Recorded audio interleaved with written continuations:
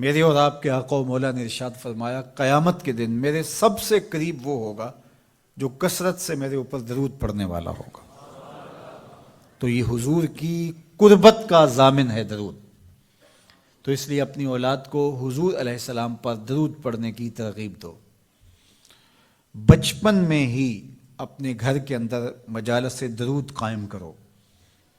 روزانہ کی بنیاد پہ ہو تو بہت اچھا، نہیں تو ہر 8 دن کے بعد ایک دن ضرور متعین کر لیا جائے۔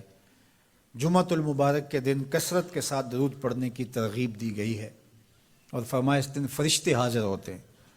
تو حضرت ابو درداء رضی اللہ تعالی عنہ نے عرض کی، یا رسول اللہ صلی اللہ علیہ وسلم، آپ کی حیات طیبہ میں تو ٹھیک ہے، لیکن جب آپ انتقال کر جائیں تو کیا اس کے بعد بھی یہ عمل جاری رکھا جائے؟ ابن ماجہ میں یہ روایت موجود ہے۔ تو حضور علیہ السلام نے حضرت ابو درداء سے فرمایا، ہاں میرے وصال کے بعد بھی اس عمل کو جاری رکھنا، اور ساتھ ارشاد کیا کہ ان اللہ حرم علی الارض ان تاکل اجساد الانبیاء فنبی اللہ حی یرزق۔ اللہ نے مٹی پر حرام کر دیا ہے کہ وہ نبیوں کے جسموں کو کھائے۔ نبی قبروں میں زندہ ہوتے ہیں، ان کو رزق بھی دیا جاتا ہے۔ تو کہا کہ یہ میرے بعد بھی میرے اوپر درود کے سلسلے کو جاری رکھنا۔ تو ایک مومن تو درود کے ساتھ جڑا ہوا ہے، وہ تو درود کے بغیر دن گزار ہی نہیں سکتا۔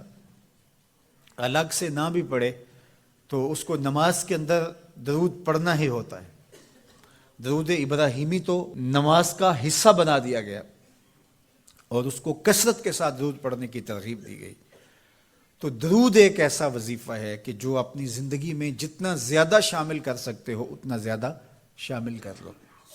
ویسے بھی درود پڑھنے سے بچوں میں تقدس پیدا ہوتا ہے، بچے پاک دامن رہیں، عفت مآب رہیں، ان کی طبع میں تقدس رہے۔ آپ چاہتے ہیں، ہر ماں باپ چاہتا ہے، اور پھر دور موجود کے اندر جو فتنے ہیں تو بہت ضروری ہے کہ ہماری اولادیں تقدس مآب رہیں۔ تو ان کو درود کی ترغیب دو، تو اس کا عملی نتیجہ یہی ہوگا کہ ان میں تقدس کا جوہر پیدا ہوگا، اور ان کی عصمت کی حفاظت رہے گی۔ اور درود شریف پڑھنے والے بچے اور درود شریف نہ پڑھنے والے بچے دونوں کی عادات میں فرق ہوتا ہے۔ درود پڑھنے والوں کی طبع میں رقت، لطافت، نرمی، محبت، شفقت جیسے جذبات پیدا ہوتے ہیں۔ یہ درود شریف کا عملی نتیجہ ہے۔ بعض لوگوں کو شکایت ہوتی ہے کہ ہمارے بچے بڑے اکھڑ ہیں، بڑے تند مزاج ہیں، بڑے سخت گیر ہیں، تو اس کا علاج کیا ہے؟ تو اس کا علاج یہی ہے کہ ان کو درود کی تسبیح دو۔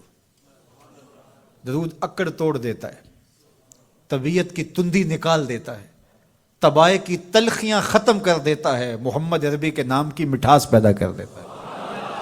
حضور کا نام شہد سے میٹھا ہے، دل آویز ہے۔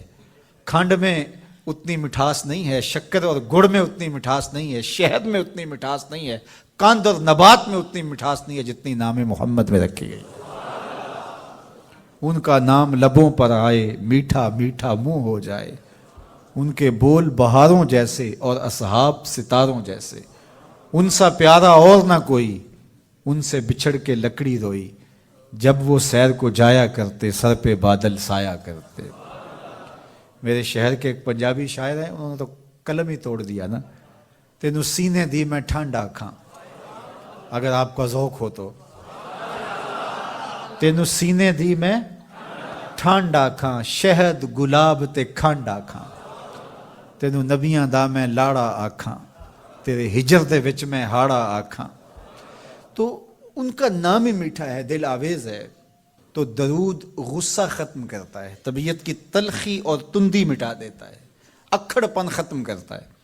تو آپ اگر چاہیں کہ اولاد اکھڑ ہے تو ان کو کسی طرح درود پہ لے آئیں، درود کی تسبیح ان کے ہاتھ میں دے دیں، تو ان کی طبع میں نفاست بھی آئے گی، ان کی طبع میں لطافت بھی آئے گی، ان کی طبع میں رقت بھی آئے گی، ان کی طبع میں محبت بھی آئے گی، ان کی طبع کے اندر جو ہے وہ لیاقت بھی پیدا ہوگی۔ درود پڑھنے والا بچہ ذہنی استعداد میں درود نہ پڑھنے والے بچے سے بہتر ہوتا ہے۔ یہ بھی آپ تجربہ کر کے دیکھ لیں، دو بچے برابر ذہنی استعداد رکھتے ہوں اور ان میں سے ایک بچہ درود پڑھتا ہو اور ایک درود نہ پڑھتا ہو تو درود پڑھنے والا بچہ آگے ہوگا۔